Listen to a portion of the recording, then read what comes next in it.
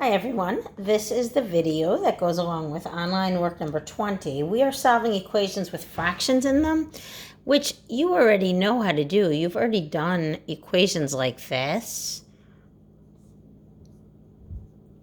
by subtracting 1/3 x from both sides, subtracting 5 from both sides, getting the x alone by multiplying by the reciprocal.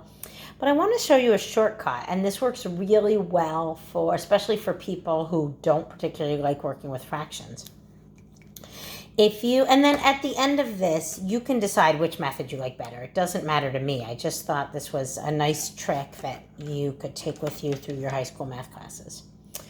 If you multiply the entire equation, so both sides of the equation, by the least common denominator of 1/2 and 1/3. It actually doesn't have to be the least common. It could be any common denominator. It's going to clear out your fractions. So I'm going to multiply everything by 6. Multiplying every part of the equation by the same number doesn't change the equation. So you'll still get the same answer as if we never multiplied at all. But watch what happens. If I multiply 1/2 x by 6, it's going to clear out the fractions. That's just doing half of 6, which is 3, or you can simplify the 2 and the 6 and make that a 1 and a 3. Either way, you get 3x there. Now, you have to remember to multiply every part of the equation by 6. So I have to do the 5 times 6, which is 30. I'm going to bring down the equal sign. I'm going to multiply the 1/3 x by 6. Well, 1/3 of 6 is 2, or you can cancel that and get 2x. And don't forget to multiply the 4 by 6, or you can look at it as a -4 if you want. That's going to be a -24. Look at how much nicer that equation is. Multiplying by the common denominator is going to cancel out your denominators every time so that you don't have to deal with the fractions anymore. Now I can just solve this equation like normal. Subtract 2x from both sides. I get 1x plus 30 equals -24. Subtract 30 from both sides. I'm going to get 1x, or just x, equals -54. Let's do another one like that. You should try this one with me. That's going to help it stick, so that once you shut the video off, you're not like, oh, I forget what she did. Plus, you'll have it written down on your paper, so you'll have something to look back at. So I'm going to take 1/4 x plus 7 equals 1/3 x plus 5. And you could certainly solve this the traditional way if you want, by subtracting 1/3 x from both sides and 7 from both sides. But I'm going to clear out those fractions by multiplying everything by the least common denominator, which is 12. That means I have to multiply the 1/4 x by 12. I have to multiply the 7 by 12. I have to multiply the 1/3 x by 12. Oops, did that backwards. And I have to multiply the 5 by 12. And multiplying by the least common denominator of 1/3 and 1/4 is going to clear out those fractions. 12 times 1/4 is 3. So that's really just a 3x. 12 plus 7 is 84. 12 times 1/3 is 4, so that's going to be a 4x there. And 12 times 5 is 60. Look at how much nicer that equation is now.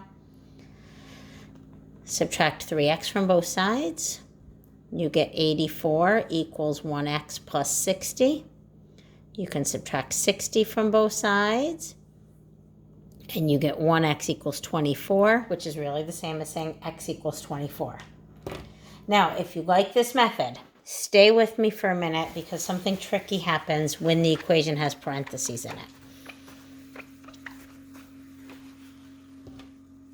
If you have 2/5 times x plus 3 equals 1/3 times 2x minus 4. I'm going to multiply by the common denominator, which is 15, to clear out my fractions. Now,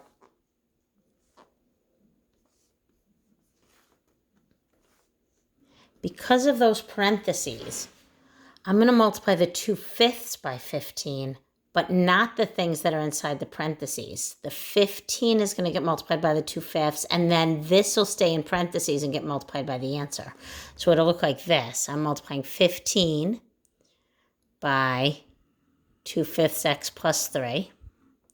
I'm multiplying 15 by 1/3 times 2x minus 4 in parentheses. And so we just multiply the 2/5 by the 15, which is going to give me 30 over 5, which is 6. And then that 6 is what will get distributed. Don't distribute over those don't multiply the 15 over the parentheses too. Remember, we don't distribute over multiplication. Take the 15 and multiply it by 1/3 there, and that's going to be 5. And that's what's going to get distributed over those parentheses.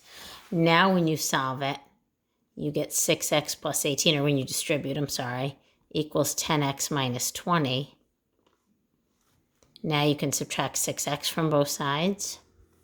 You get 18 equals 4x, sorry, I'm rushing, minus 20. You can add 20 to both sides. You can get 38 equals 4x. Divide by 4. 4 goes into 38 9 times with 2 left over. So that's 9 2/4, or 9 1/2, or 9.5 equals x. Now, if that whole parentheses thing was confusing, the other option here is, let me erase this and start over. What was the equation? 2/5 times x plus 3 equals 1/3 times 2x minus 4. You could distribute first and get 2/5 x plus 6/5 equals 2/3 x minus 4/3. Then multiply everything by 15. And now there's no parentheses there, so just everything will get multiplied by 15. 2/5 x times 15 is going to be 6x. 6/5 times 15 is going to be 18. 2/3 x, times 15 is going to be 10x. And 15 minus 4/3 is going to be minus 20. If that makes more sense to you that way, that works just as well. Let's do one more together. This time, I'm going to do 1/8 x plus 5 equals, oh, I forgot that x plus 5 is going to be in parentheses, 1/2 times 3x minus 1 in parentheses plus 4. Now again, you could, if that whole parentheses thing is confusing to you, then distribute first and then just multiply everything by the common denominator.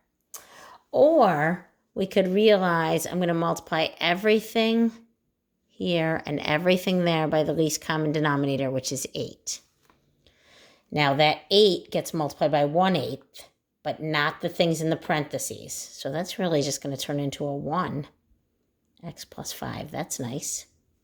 That 8 is going to get multiplied by 1/2, so that's going to turn into a 4. Don't multiply the things in parentheses by 8, but this 4 does get multiplied by 8 because it's not in the parentheses. So really this equation is going to become x plus 5 equals 12x minus 4 plus 32. Combine your like terms here.